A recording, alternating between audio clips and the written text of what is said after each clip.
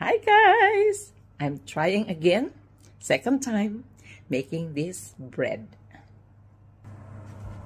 Ta-da! Looks nice. Let's test. See if it's cooked. Oh, still wet. So, more time.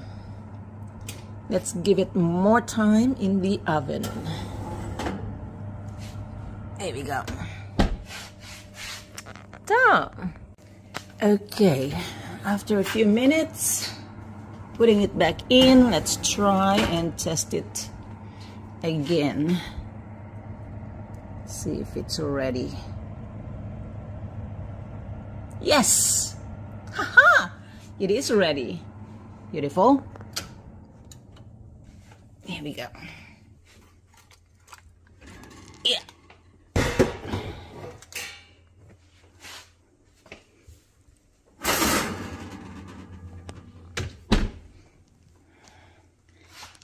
Here we are. Well, dahil sa pagkakamali ko before, syempre dapat may natutunan tayo, di ba? So, ngayon, this time, inisprayhan ko muna siya ng oil. Yung, hulmahan. Yung hulmahan para, hindi dumikit. Sana nga, hindi dumikit. Bago ko nilagay yung papel. So, yan. So, hintayin lang natin siyang lumamig at malaman kung matatanggal siya ng maayos. Here we are, guys. The moment of truth. Atin nang tatanggalin sa hulmahan ang ating bread. Tadaan! Bumili talaga ako nitong bagong, loaf pan. Ako, $25 ha. Hindi siya biro. Mahal. Okidoki. Eto na. Try nating, hindi ko muna ni-loosen yung mga gilid. Try natin kung matatanggal siyang, buhatin ko lang siya na ganun.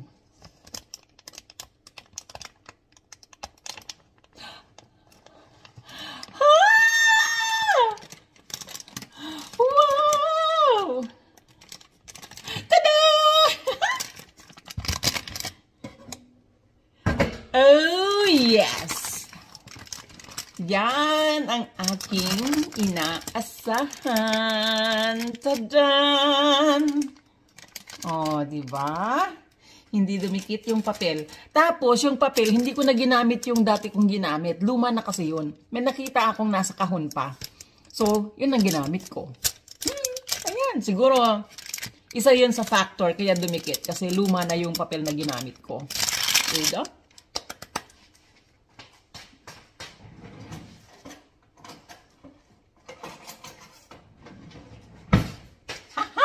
Hiwain natin.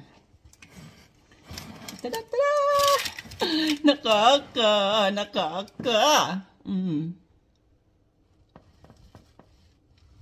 Maano pa siya, warm pa siya. Tingnan natin kung naluto nga sa loob. Baka mamaya falsification. Oh yes, luto siya. Luto siya, guys, as you can see there. Kita ba?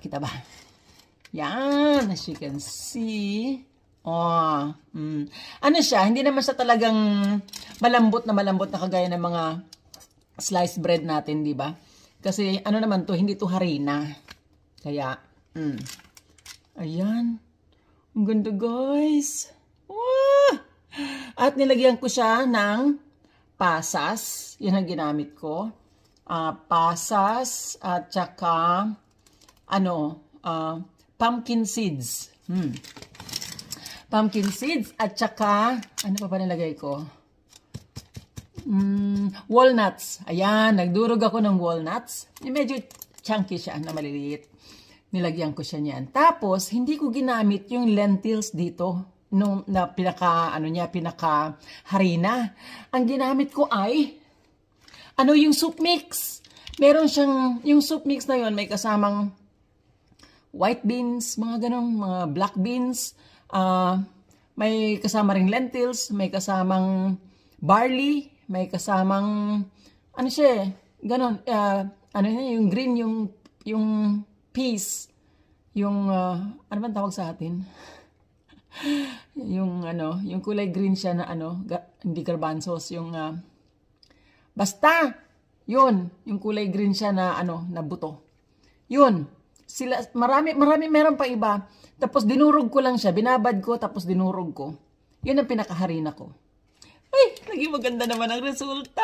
Akala ko nga hindi mabubuo kasi medyo matubig siya, medyo malabnaw yung mixture niya. Pero naari pa din. Siyempre nilagyan ko siya ng stevia para medyo tumamis kasi ayoko naman nung ano.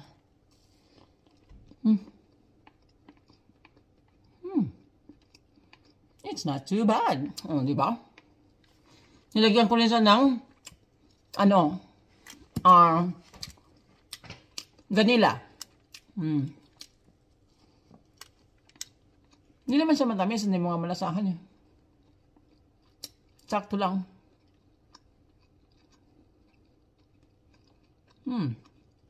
There you go. Another version of keto low carb bread. Yumminess. Yumminess. Oh, honey, You're making more bread. it did not stick. I used a new paper. Yeah, cool. I found new paper in the What's in it? box. Nuts. So, there you go, guys.